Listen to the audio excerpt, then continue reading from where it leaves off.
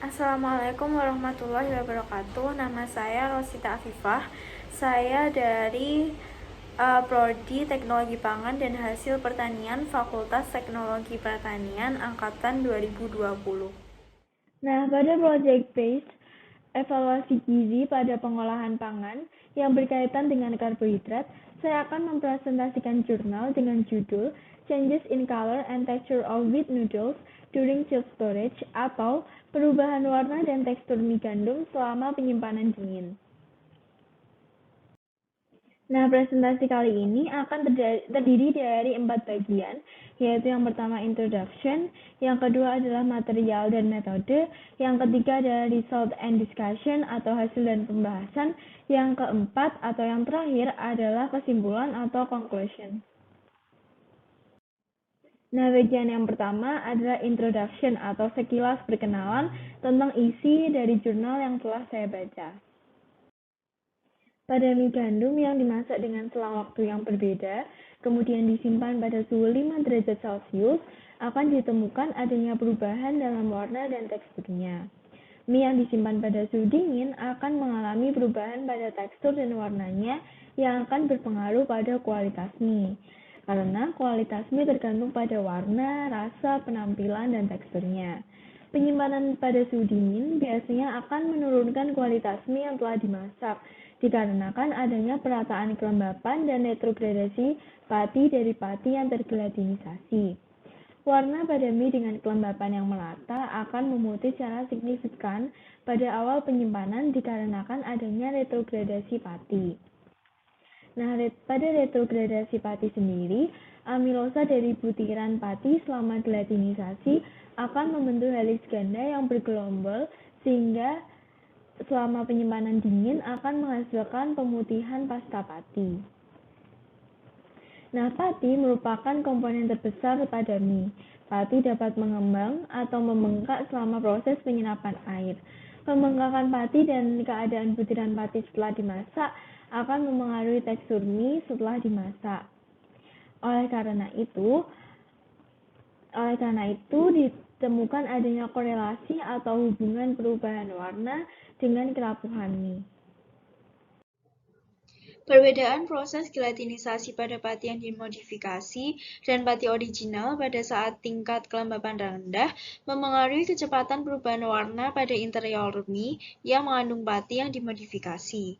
Adanya pertambahan dari pati yang dimodifikasi berefek pada berkurangnya perubahan warna pada interior mie, di mana tingkat kelembapan relatif rendah. Dan penambahan gluten akan menaikkan kekuatan penarikan mie yang telah dimasak. Nah, ya kita akan masuk ke tahap material dan metodenya. Nah, yang pertama saya akan menjelaskan tentang bahan dan metode yang digunakan untuk membuat mie dengan pati original atau mie dengan kelembapan merata. Yang pertama, mie dibuat dengan menambahkan tepung terigu 500 gram yang ditambahkan dengan air 150 gram, lalu dicampur menggunakan blender selama 20 menit. Lalu untuk membuat adonan akan dicetak menggunakan mesin pembuat pasta. Yang kedua, penyerapan air. Mie direndam pada air mendidih dengan periode waktu tertentu. Setelah periode tersebut, kelebihan air pada permukaan mie dihilangkan dengan handuk kertas. Jumlah penyerapan air pada mie diperkirakan dengan menghitung perbedaan berat sebelum dan sesudah pengeringan pada 135 derajat Celcius selama 5 jam menggunakan oven. Nah, untuk metode penyimpanan, mie yang telah mengalami penyerapan air pada periode tertentu dibungkus dengan aluminium pada suhu 80 derajat Celcius selama 3 hari untuk meratakan distribusi kelembapan mie atau S0. Nah, sampel ini disebut dengan S0. Yang keempat adalah metode break test, itu dilakukan pada sampel S0 yang disimpan pada suhu 5 derajat Celcius menggunakan grip meter dilengkapi dengan plunger untuk mendapatkan kurva beban tegangan. Nah, material dan metode yang digunakan untuk mie dengan pati termodifikasi yaitu pembuatan mie, tepung tapioka yang terhidroksi propilasi dicampur dengan tepung terigu hingga menghasilkan pati sebanyak 30%, lalu didapatkan tepung dengan pati termodifikasi sebanyak 500 gram, dan dicampur dengan air dengan metode yang sama dengan sebelumnya. Yang kedua, yaitu tahap penyerapan air, yaitu mie direndam pada air mendidih dengan periode waktu tertentu. Setelah periode tersebut, kelebihan air pada permukaan mie dihilangkan dengan handuk kertas.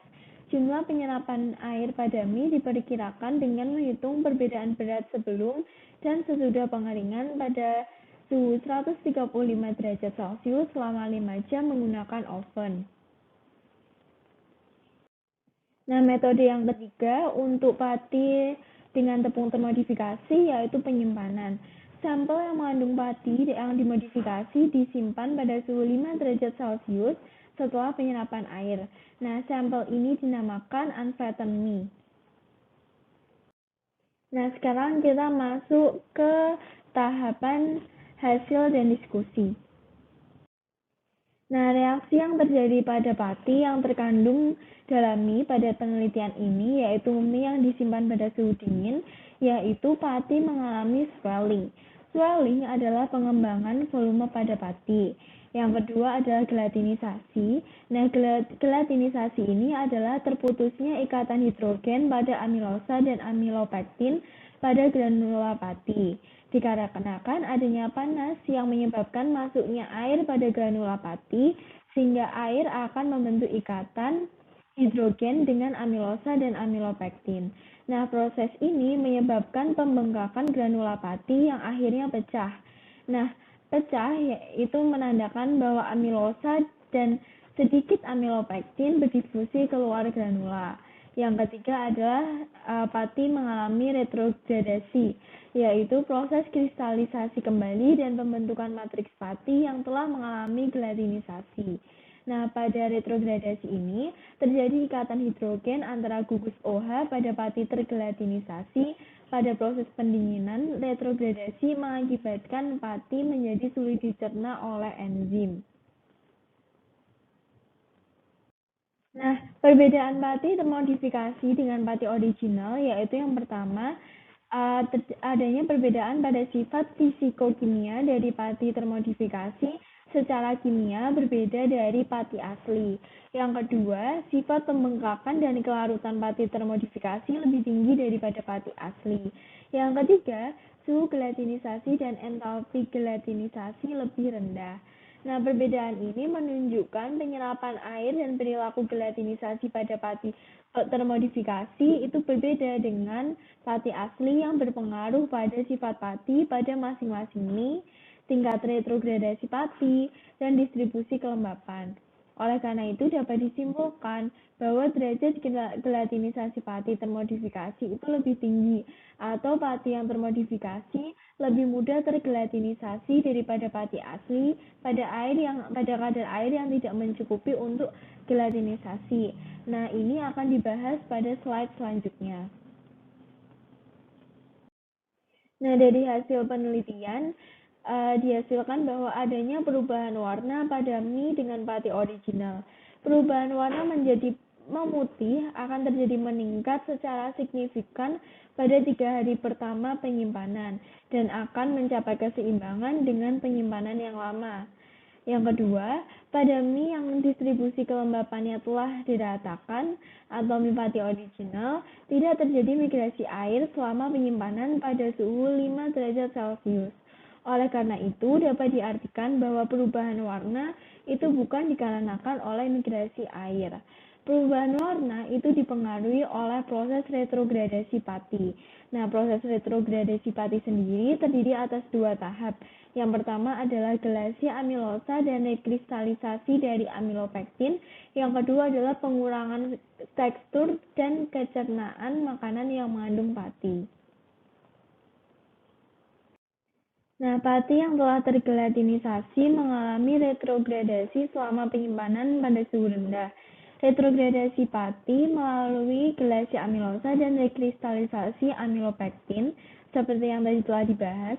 Nah, tahap pertama retrogradasi terjadi dalam beberapa jam pada suhu rendah dan kekeruhan dari pati tergelatinisasi meningkat pesat. seiring dengan gelasi. Oleh karena itu, perubahan warna yang meningkat disebabkan oleh gelasi amilosa selama tahapan awal penyimpanan. Gelasi sendiri adalah proses perubahan cairan menjadi padatan melalui pembentukan ikatan kimia antar molekul cairan. Mie yang dimasak lebih lama memiliki tingkat kelembapan yang lebih besar. Hal ini dibuktikan dapat memperlambat retrogradasi pati selama tahap awal penyimpanan. Nah, retrogradasi pati dipengaruhi oleh struktur kristal granula pati yang tersisa setelah tahap gelatinisasi. Rantai amilosa yang bocor dari granula pati akibat dari disintegrasi granula selama gelatinisasi. Keadaan amilosa ini bergantung pada kadar air rata-rata. Amilosa akan tetap berada dalam butiran granula pada kadar air yang rendah, dikarenakan pati tetap dalam struktur granula. Sedangkan kebocoran amilosa dari granula pada kadar air yang tinggi disebabkan karena struktur granula terintegrasi atau hancur. Amilosa akan rentan terhadap gelatinisasi selama retrogradasi pati melalui agregasi molekul amilosa karena mobilitasnya akan terbatas dalam granula pati. Nah, selanjutnya perubahan mie dengan pati termodifikasi, yaitu penambahan pati termodifikasi ke dalam mie akan meningkatkan transparansi mie yang membuat peneliti akan sulit mendeteksi perubahan warna dan retrogradasi mie. Yang kedua, perubahan warna tidak begitu signifikan dari pati yang original. Perbedaan antara mie yang kelembapannya diratakan atau mie original tadi dan mie dengan kelembapan yang tidak diratakan atau mie dengan pati termodifikasi itu dianggap berasal dari keadaan granula pati yang berbeda. Penambang mie dibagi menjadi 3 wilayah, yaitu center, middle, sama surface. Granula pati di wilayah tengah atau center itu berbeda dari granula pati pada bagian permukaan. Granula pati pada bagian tengah akan mempertahankan bentuknya. Pada wilayah tengah, kelembapan rendah dianggap karena gelasi amilosa dalam granula pati karena tidak adanya disintegrasi granula.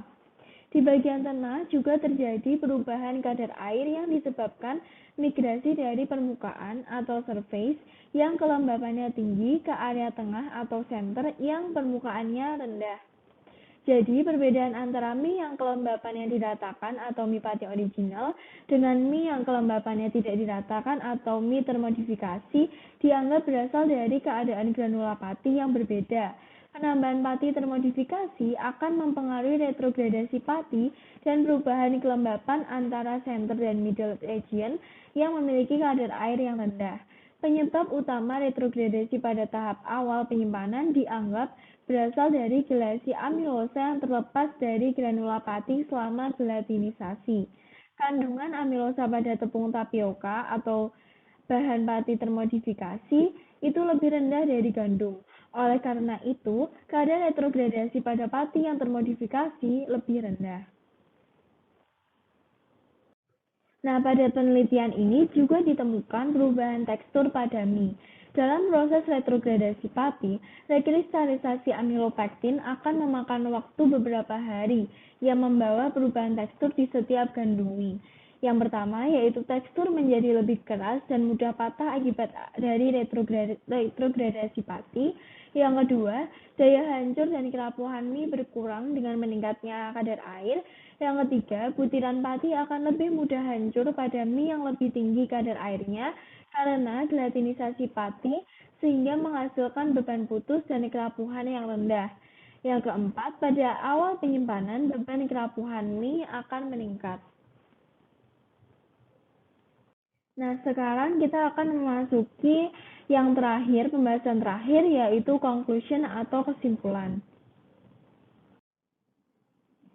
Mie, kesimpulan yang pertama adalah mie dengan kelembapan merata akan memutih secara signifikan pada masa awal penyimpanan suhu dingin atau chilled storage tadi bahasa Inggrisnya, dan perubahan warna ini erat hubungannya dengan perubahan kerapuhan mie. Perubahan ini disebabkan adanya retrogradasi pati oleh gelasi amilosa. Kesimpulan yang kedua yaitu penambahan pati termodifikasi secara signifikan akan menurunkan perubahan warna pada interior mie dikarenakan adanya ketahanan gladinisasi yang berbeda pada mie dengan pati termodifikasi dan mie dengan pati original pada kelembapan yang rendah. Perbedaan ini akan berpengaruh pada laju retrogradasi rendah pada pati termodifikasi.